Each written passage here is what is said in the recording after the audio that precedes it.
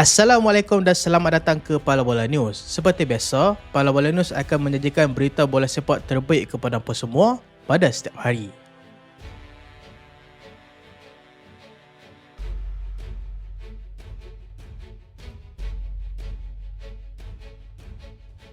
Isu AFCON 2025, kejuaraan di padang ataupun di bilik mahkamah. Satu lagi drama memalukan melanda bola sepak Afrika apabila Mahkamah Timbantara Sukan (CAS) mengesahkan rayuan rasmi daripada Persekutuan Bola Sepak Senegal. Mereka menuntut agar kemenangan Maghribi sebagai juara AFCON 2025 dibatalkan dan gelaran tersebut dikembalikan semula kepada Senegal. Nampaknya, Senegal lebih gemar bertarung menggunakan dokumen dan peguam berbanding menerima hakikat keputusan di atas padang. Rayuan yang didaftarkan pada 25 Mac 2026 ini jelas menunjukkan betapa rapuhnya integriti penganjuran CAF sehingga juara benua pun perlu ditentukan oleh hakim di Switzerland. Adakah ini satu perjuangan menuntut keadilan ataupun sekadar tindakan? Tidak boleh kalah sebuah pasukan yang gagal mempertahankan maruah mereka secara taktikal. Jika keputusan ini memihak kembali kepada Senegal, yang mana mereka sebenarnya adalah juara sebenar AFCON, ia akan menjadi kemenangan semula dalam bola sepak. Tetapi jika ia kekal memihak kepada pasukan Morocco, ia akan menjadi sejarah hitam di mana piala dijulang bukan kerana jaringan gol, tetapi kerana teknikaliti undang-undang. Ternyata, di Afrika, wisil penamat perlawanan akhir hanyalah permulaan kepada babak kedua yang lebih kotor di mahkamah.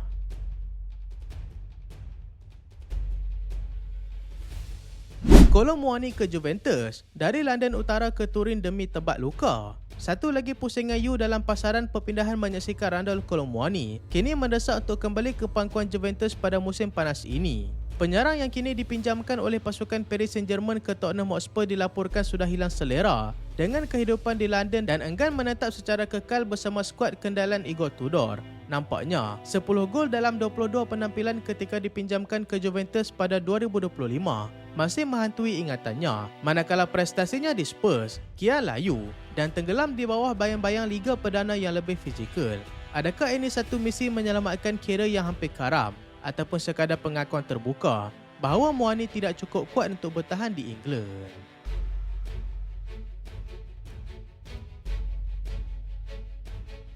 Garcia Plaza ke Sevilla, penyelamat realistik ataupun masa seterusnya. Sevilla secara rasmi telah melantik Luis Garcia Plaza sebagai ketua jurulatih baru bagi menggantikan Matias Almeida yang dipecat selepas prestasi hambar. Dengan kontrak sehingga Jun 2027, bekas pengendali Alaves ini memikul beban berat untuk menyelamatkan kelab daripada kancah penyingkiran selepas hanya mencatatkan satu kemenangan dalam 8 perlawanan terakhir. Nampaknya, Sevilla kini lebih gemar mengincar semula jurulatih berpengalaman La Liga daripada berani melabur dalam visi jangka masa panjang yang lebih stabil. Adakah pelantikan Garcia Plaza ini satu langkah taktikal yang bijak ataupun sekadar tampalan sementara bagi menutup kegagalan pengurusan yang kian hilang arah?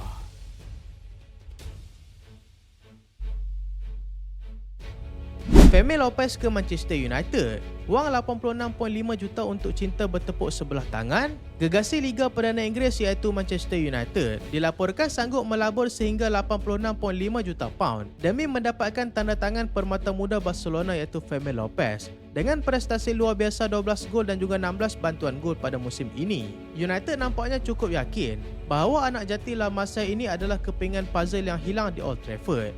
Namun impian besar United nampaknya terlanggar tembok besar. Fermin dilaporkan langsung tidak berminat untuk meninggalkan Camp Nou, malah baru sahaja melanjutkan kontraknya sehingga 2031. Adakah ini satu lagi cubaan terdesak United untuk memancing bintang gegasi dengan kuasa wang? Ataupun sekadar pengakuan bahawa mereka kini hanya mampu memburu pemain yang terang-terangan menolak mereka, menawarkan wang setinggi gunung kepada pemain yang sudah pun setia bersama klub impiannya, seolah-olah satu tindakan sia-sia yang memalukan.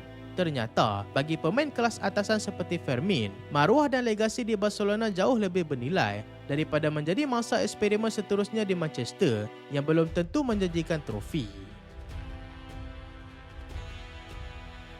Ben White ke Everton, dari perebutan tahta ke misi survival. Satu lagi kejutan dari kem Arsenal apabila bek kanan, Ben White, dilaporkan menjadi sasaran utama pasukan Everton untuk jendela perpindahan pada musim panas ini. Pengarah sukan baru Arsenal iaitu Andrea Berta dikabarkan telah memulakan operasi pembersihan skuad kendalian Mikel Arteta dengan White menjadi salah satu nama besar yang bakal dikorbankan. Walaupun kontraknya masih berbaki sehingga 2028, kedudukan beliau mula goyah selepas kehilangan tempat dalam kesebelasan utama kepada juren timba. Nampaknya, Arsenal lebih mementingkan dana segar untuk pembaharuan skuad berbanding mengekalkan pemain yang kini dianggap sebagai pelapis mewah. Adakah perpindahan ke Goodison Park ini satu langkah bijak untuk menyelamatkan karier ataupun sekadar penurunan kasta buat pemain yang dahulunya menjadi nadi pertahanan pasukan Arsenal di Emirates? Everton mungkin memerlukan kualiti dan pengalaman White, namun melihat pemain berstatus bintang berpindah ke kelab yang sering bergelut adalah satu ironi yang pedas.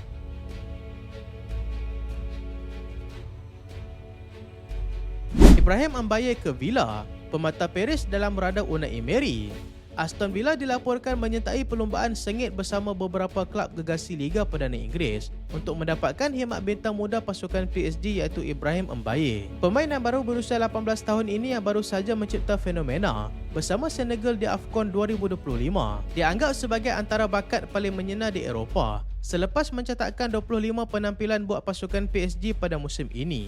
Nampaknya, Villa Park kini mahu menjadi rumah baru buat Wonderkid yang mula rimas dengan peranan pemain simpanan di bawah Luis Enrique. Walaupun sudah membuktikan ketajamannya di peringkat antarabangsa, namun segala-galanya bergantung kepada satu faktor kritikal, kelayakan ke Liga Juara-Juara Eropah. Mbaye nampaknya tidak berminat untuk turun pangkat ke Liga Bawahan Eropah, sekaligus meletakkan tekanan besar buat Unai Emery untuk menamatkan musim di kelompok 4 teratas. Adakah Villa mampu menawarkan pentas elit yang dimahukan Mbaye, ataupun adakah ini sekadar angan-angan kosong kelab yang cuba memancing di kolam gergasi?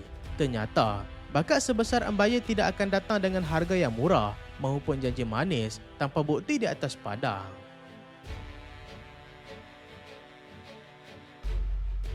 Marcus Thuram ke Premier League, rebutan gegasi baru ataupun peluang Inter mencuci tangan. Dunia perpindahan kembali hangat apabila Aston Villa dan Newcastle United dilaporkan telah memulakan langkah awal untuk meneroka syarat perpindahan penyerang Inter Milan, Marcus Thuram. Pemain kebasaan Perancis yang kini mempunyai klausul pelepasan sebesar 85 juta euro kini menjadi subjek rebutan selepas Inter dilaporkan sedia mendengar tawaran di sekitar 70 juta euro. Nampaknya, prestasi hamba Thuram pada musim ini hanya menjaringkan 7 gol dalam 23 perlawanan Serie A telah menukarkan statusnya daripada aset tidak dijual kepada masa pengorbanan kelab demi mengimbangi buku kewangan mereka. Adakah ini satu langkah bijak buat pasukan Villa dan Newcastle untuk membawa profil fizikal ke barisan depan, ataupun sekadar satu lagi pelaburan berisiko tinggi terhadap pemain yang sedang merosot prestasinya? João Palhinha, dari bintang Bayern ke barang buangan di London. Situasi masa depan João Palhinha kini menjadi teka-teki selepas Bayern Munich dilaporkan sedia melepaskan beliau kepada mana-mana kelab Liga Perdana Inggeris pada musim ini. Pemain kebasaan Portugal tersebut yang kini dipinjamkan ke Tottenham Hotspur nampaknya gagal meyakinkan skuad kendalan Igor Tudor untuk mengaktifkan klausul perpindahan tetap bernilai 26 juta pound. Walaupun pernah menjadi pemusnah di Geruni bersama Fulham, Palhinha seolah-olah kehilangan punca di bawah sistem permainan yang lebih mementingkan penguasaan bola baik di Bavaria maupun di London Utara. Bagi Bayern, menjual Palhinha adalah satu misi mencuci tangan bagi menutup kegagalan pelaburan mereka. Manakala bagi Spurs, memulangkan beliau adalah langkah penjematan di tengah-tengah krisis prestasi kelab. Adakah Palhinha akan kembali menjadi raja tackle di kelab Inggeris lain? Ataupun adakah ini petanda kerjayaannya di tahap elit sudah mula merosot? Ternyata, fizikaliti sahaja tidak menjamin tempat di kelab gegasi jika kualiti hantaran anda masih ditakut lama.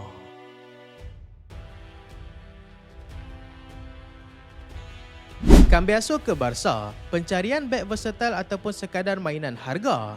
Barcelona dilaporkan sedang memantau rapi pertahanan pasukan Juventus, Andrea Cambiaso, sebagai calon utama bagi memperkuatkan jentera serangan skuad kendalan Hansi Flick pada musim hadapan.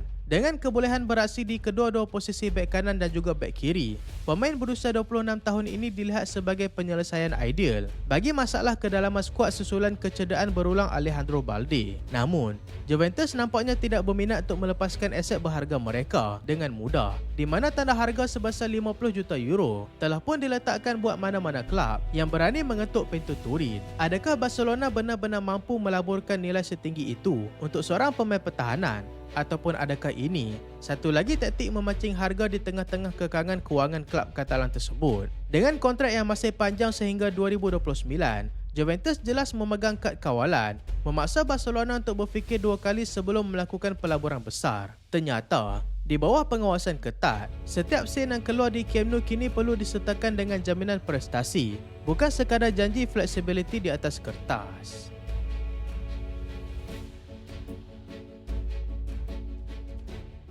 So itulah video kali ini dan terima kasih sebab tengok sampai habis. Jangan lupa like, jangan lupa share, jangan lupa subscribe. Aku Solehan. Assalamualaikum.